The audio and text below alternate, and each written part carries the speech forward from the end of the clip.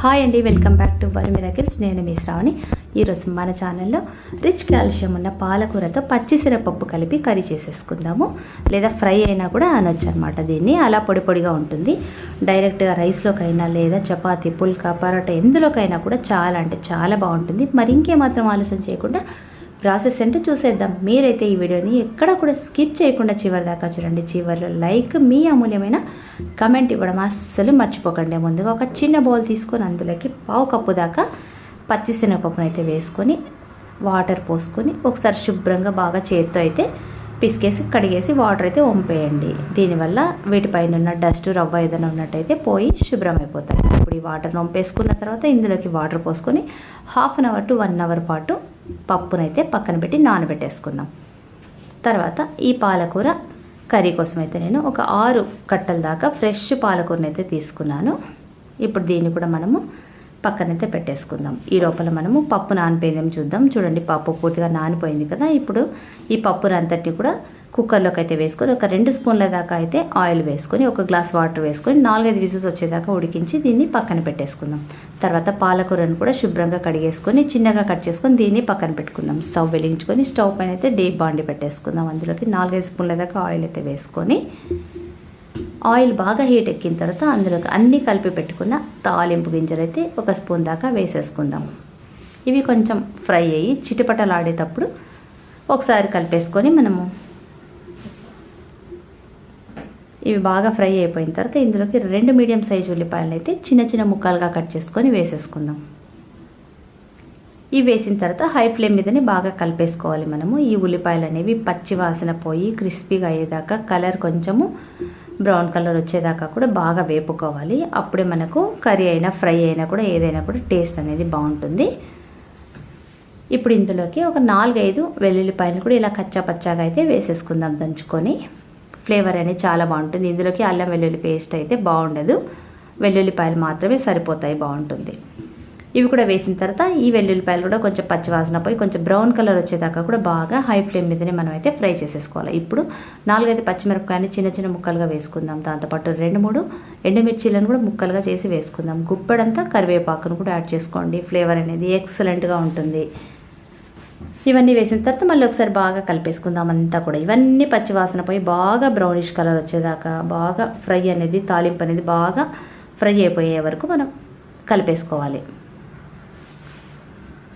ఇలా అంతా కూడా బాగా కలిపేసుకున్న తర్వాత ఎప్పుడైతే మనకి ఫ్రై బాగా సరిపోతుంది మనము అనుకున్నప్పుడు ఇందులోకైతే మనం శుభ్రంగా మనము చేసి పెట్టుకున్న పాలకూరను అయితే వేసేసుకుందాం. అంతా ఒకసారి పట్టదు కాబట్టి కొద్ది కొద్దిగా విడతల వారికి అయితే వేసుకోవాలి. మనము 2-3 వాయిల్గా వేసుకోవాలి దీన్ని.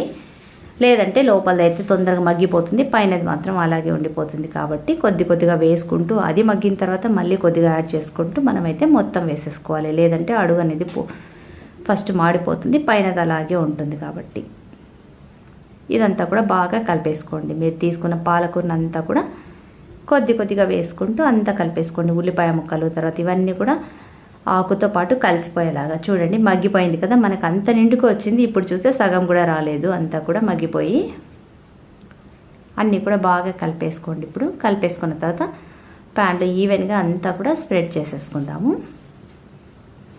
ఇలా అంతా స్ప్రెడ్ చేసేసుకున్న తర్వాత ఇప్పుడు దీన్ని మూత పెట్టేసుకొని 5 to 8 మినిట్స్ పాటు మనమైతే లో టు మీడియం ఫ్లేమ్ మీదనే మనం బాగా ఫ్రై అవ్వనివ్వాలి. ఈ పాలకూరని అయితే ఇందులోంచి వాటర్ అనేది బయటకు వచ్చి ఇది పొడి పొడి అయ్యేదాకా కూడా బాగా ఫ్రై చేసుకోవాలి. చూసారు కదా, 5 నిమిషాల తర్వాత చూపిస్తారా మీకు. బాగా మెత్తబడిపోయింది, అంతా కూడా మగ్గిపోయింది, వాటర్ కూడా ఇంకిపోయినాయి. అంతా కూడా ఒకసారి బాగా కలిపేసుకున్న తర్వాత అడుగు పట్టేసిందేమో చెక్ చేసుకోండి. తర్వాత ఇందులోకైతే రుచికి సరిపడా కాస్త అయితే ఇప్పుడు సాల్ట్ వేసేసుకుందాము. పాలకూరలోకి సాల్ట్ అనేది తక్కువగానే పడుతుంది కాబట్టి చూసుకొని వేసుకోండి. 1/4 టీ స్పూన్ అంత పసుపు, ఒక 1/2 స్పూన్ దాకా రెడ్ చిల్లీ పౌడర్, ఎందుకంటే ఆల్రెడీ పచ్చిమిర్చి ఎండుమిర్చి చేసాం కాబట్టి కారం అయితే చూసుకొని వేసుకోండి. 1 స్పూన్ దాకా ధనియా పొడి, కావాలనుకుంటే మీరు పచ్చి కొబ్బరి తురుము లేదంటే ఎండు కొబ్బరి పొడి కూడా వేసుకోవచ్చు. నేనైతే వేయడం లేదు.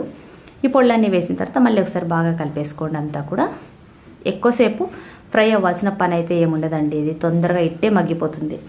ఇలా అంతా కూడా కలిపేసుకున్న తర్వాత మనం పక్కన ఉడికించి పెట్టుకున్న శనగపప్పును కూడా యాడ్ చేసేసుకుందాం. ఈ శనగపప్పు కూడా మనం పూర్తిగా మెత్తగా అయ్యేదాకా కూడా ఉడికించుకోవాల్సిన అవసరం లేదు. కొంచెం పలుకులుగా ఉంటేనే మనకు ఈ పాలకూర అనేది పొడి పొడిగా అవుతుంది. అప్పుడే టేస్ట్ కూడా బాగుంటుంది. పూర్తిగా మెత్తగా అయిపోతే పూర్తిగా ముద్ద ముద్ద అయితే అయిపోతుంది. అందుకోసమే పలుకులుగా ఉన్నట్టుగానే మనము 2-3 విజిల్స్కి మనము ఆఫ్ చేసేసుకోవాలన్నమాట. ఇలా అంతా కూడా బాగా కలిపేసుకున్న తర్వాత మొత్తం అంతా కూడా కావాలనుకుంటే ఇప్పుడు సాల్ట్ తర్వాత కారం కూడా చెక్ చేసుకోండి. తక్కువైనట్టయితే కొంచెం యాడ్ చేసేసుకోండి. ఫైనల్గా మీకు ఇష్టమైతే సన్నగా కట్ చేసుకున్న కొత్తిమీరను కూడా యాడ్ చేసుకున్నా కూడా బాగుంటుంది. ఇప్పుడు అక్కడక్కడ కొంచెం అంతా కలపడం వల్ల కొద్దిగా వాటర్ అనేది బయటకు వస్తుంది కదా పాలకూరలో. అది కూడా ఇంకొక 2 నిమిషాల పాటు మనము మీడియం ఫ్లేమ్ మీద మూత పెట్టినట్టయితే ఆ 2 నిమిషాల్లో కూడా ఈ వాటర్ అంతా కూడా పూర్తిగా ఇంకిపోయి ఇంకా పొడి పొడి అయిపోతుంది. చూడండి 2 నిమిషాల తర్వాత మళ్ళీ చూపిస్తున్నా మీకు. అంతా పొడి పొడి అయిపోయింది. ఏమాత్రం కూడా వాటర్ అనేది లేదు. అంతే, చాలా సింపుల్గా అయిపోయింది కదా. చాలా క్విక్గా అయితే చేసేసుకోవచ్చు. ఎవరైనా ఇంటికి బంధువులు వచ్చినా కూడా 10 to 15 మినిట్స్లో అయితే చేసేసుకోవచ్చు. పప్పు అనేది ఉడికించి పక్కన పెట్టేసుకుంటే. చూసారు కదా, మీకు కూడా నచ్చింది కదా. మరి ఇంకెందుకు ఆలస్యం, మీరు కూడా తప్పకుండా ట్రై చేయండి. మీకు ఎలా కుదిరిందో నాకు కామెంట్ ఇవ్వండి. ఈ వీడియోని అయితే మీ ఫ్రెండ్స్కి, కుటుంబ సభ్యులకైతే షేర్ చేయండి. మరిన్ని టేస్టీ రెసిపీస్ కోసం అయితే నా ఛానల్ అయితే సబ్స్క్రైబ్ చేసుకోండి. నెక్స్ట్ మళ్ళీ ఇంకొక మంచి వీడియోతో మళ్ళీ మీ ముందుంటా. Until then bye. Thanks for watching.